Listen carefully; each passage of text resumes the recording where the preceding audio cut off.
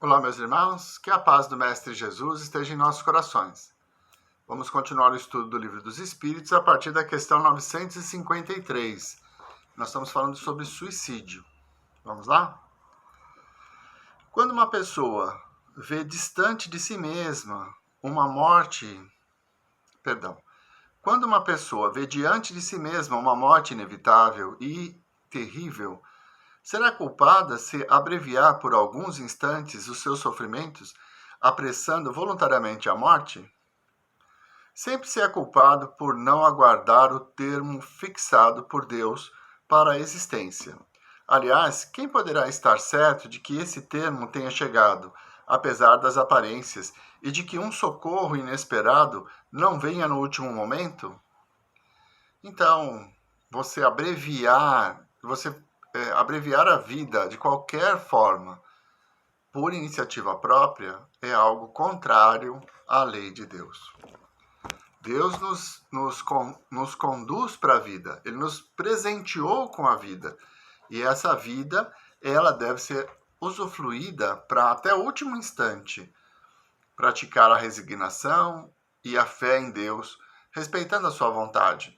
Então, abreviar a vida em qualquer circunstância sempre vai ser um compromisso que nós vamos assumir para o futuro. 753A. Compreende-se que, nas circunstâncias habituais, o suicídio seja condenável, mas figuramos o caso em que a morte é inevitável e em que a vida só é abreviada por alguns instantes. É sempre uma falta de resignação e de submissão à vontade do Criador. É aquilo que foi dito. É preciso ter fé, confiar que tudo está certo no tempo certo. Então, abreviar a vida de qualquer método, por qualquer motivo, sempre será ir contra a vontade de Deus. E isso faz com que assumamos compromissos. 953b. Nesse caso, quais são as consequências de tal ato? Como sempre, e de acordo com as circunstâncias, uma expiação proporcional à gravidade da falta. Então, vamos assumir um compromisso e vamos ter que resgatar esse compromisso. Às vezes, você está em sofrimento, em agonia, e acaba pedindo para alguém, ou você mesmo,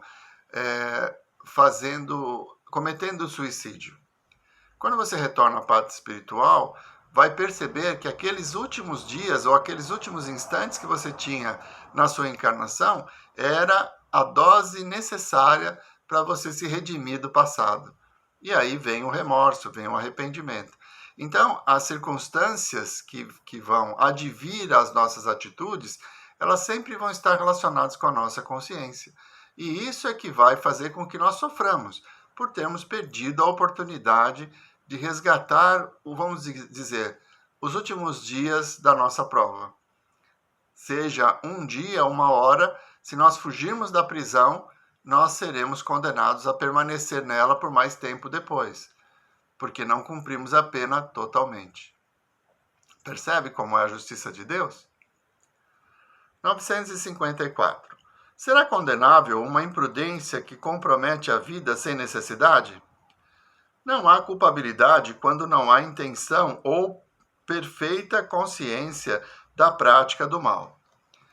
Então a pessoa colocou a vida em risco numa atividade de extremo perigo, então confiante de que era capaz de realizar aquela proeza e acaba sucumbindo. Não há intenção do suicídio.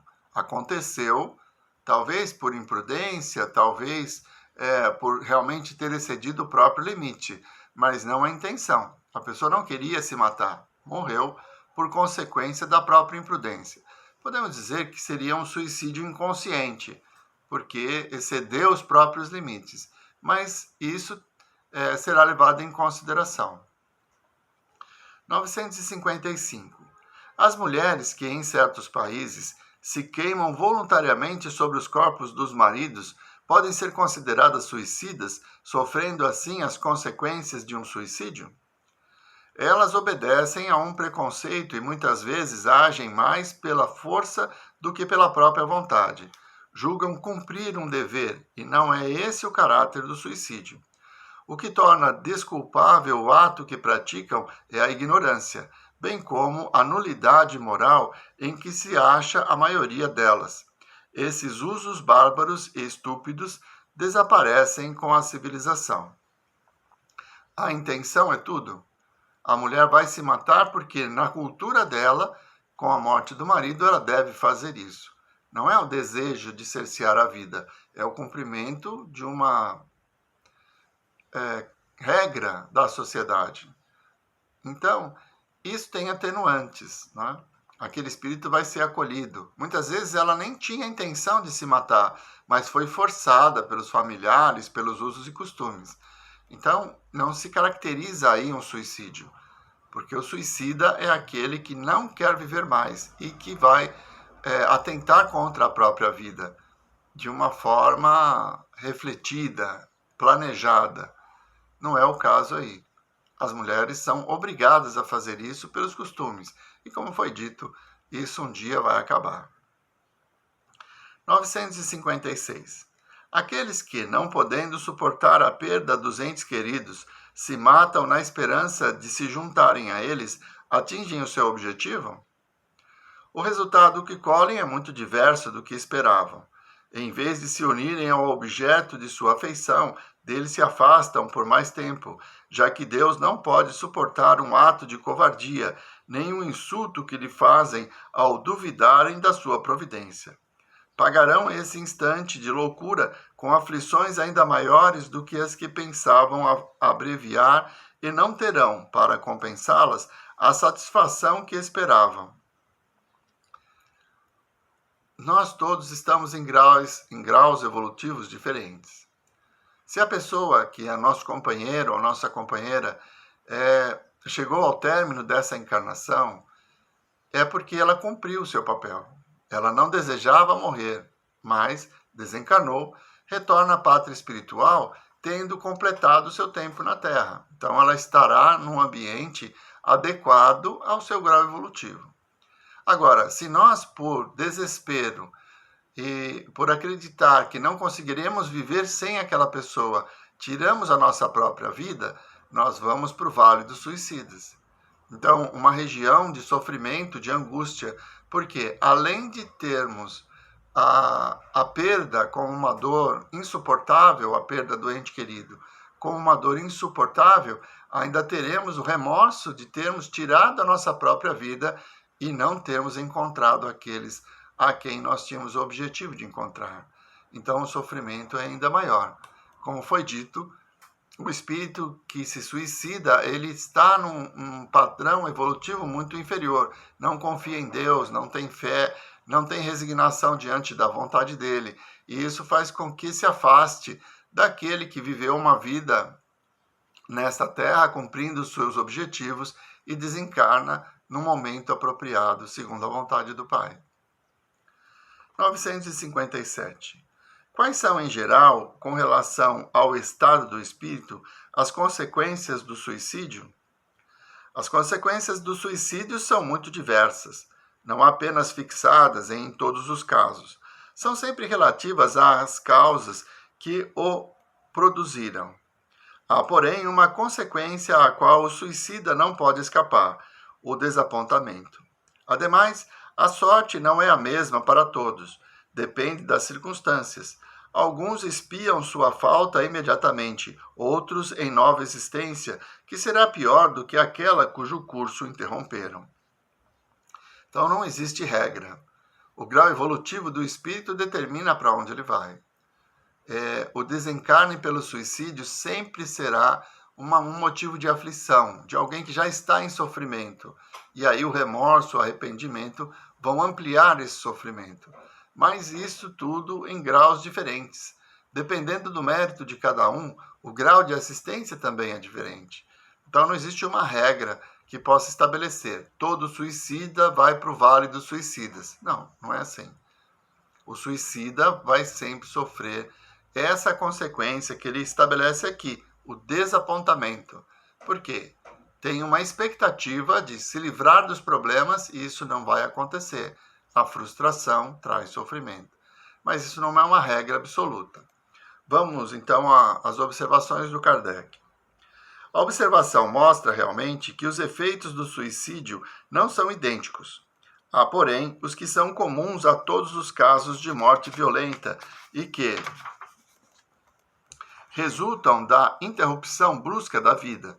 Isso se deve principalmente à persistência mais prolongada e tenaz do laço que une o espírito ao corpo, já que esse laço se encontra em todo o seu vigor no momento em que é rompido. Enquanto na morte natural, ele se enfraquece gradualmente e muitas vezes se desfaz antes mesmo que a vida se haja extinguido completamente. As consequências desse estado de coisas são o prolongamento da perturbação espiritual, sucedendo um período de ilusão em que o espírito, durante mais ou menos tempo, julga pertencer ainda ao número dos vivos.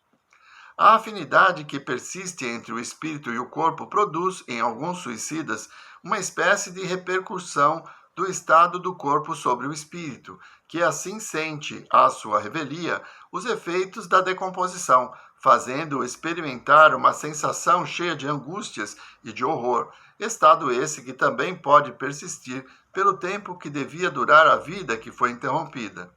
Esse efeito não é geral, mas, em caso algum, o suicida se livra das consequências da sua falta de coragem e, mais cedo ou mais tarde, expia, de um modo ou de outro, a culpa em que incorreu. É assim que certos espíritos que haviam sido muito infelizes na Terra disseram ter se suicidado na existência anterior e submetido voluntariamente a novas provas, para tentarem suportá-las com mais resignação. Em alguns, é uma espécie de apego à matéria, de que inutilmente procuram desembaraçar-se, a fim de voarem para mundos melhores, cujo acesso, porém, lhes é interdito. Na maior parte deles, é o pesar de haver feito uma coisa inútil, que só redundou em decepções. A religião, a moral, todas as filosofias condenam o suicídio como contrário às leis da natureza. Todos nos dizem, em princípio, que ninguém tem o direito de abreviar voluntariamente a vida. Mas por que não se tem esse direito? Por que o homem não é livre para pôr termo aos seus sofrimentos? Estava reservado ao Espiritismo demonstrar, pelo exemplo dos que sucumbiram, que o suicídio não é uma falta apenas por constituir infração de uma lei moral, consideração de pouco peso para certos indivíduos, mas um ato estúpido, pois que nada ganha quem o pratica. Antes é o contrário que se dá. Não é pela teoria que o Espiritismo nos ensina isso, mas pelos fatos que ele nos põe sob as vistas. Então é isso. Kardec resume todas as respostas que foram dadas ao longo desse questionamento sobre o suicídio. Em resumo, o suicida ele tem uma dor que o levou a desistir da vida e o remorso de ter tirado a própria vida. Isso amplia o seu sofrimento. Estar ligado ao corpo durante a decomposição deve ser uma experiência terrível. Mas isso não é uma regra absoluta. Vai depender muito das circunstâncias, das atenuantes que levaram aquela pessoa a tirar a própria vida. Então, confiemos no Pai. Oremos sempre e tenhamos a certeza de que Ele está ao nosso lado, mesmo nos momentos mais difíceis. Vamos encerrando por aqui por hoje. Na semana que vem, vamos entrar no capítulo 2, Penas e Gozos Futuros, o Nada, Vida Futura, questão 958. Vamos à prece? Nós vos agradecemos, Senhor, por mais esses esclarecimentos sobre a vida. Sabemos que o nosso corpo é uma dádiva, um presente que Deus nos ofereceu para que vençamos as nossas fraquezas e vivamos as experiências necessárias para a nossa própria evolução. Que tenhamos a força de vontade e a resignação para vencer as provas e a consciência de que a misericórdia e a justiça do Pai está sempre conosco. Muito obrigado, Senhor. Muito obrigado, meus irmãos. Uma boa semana a todos.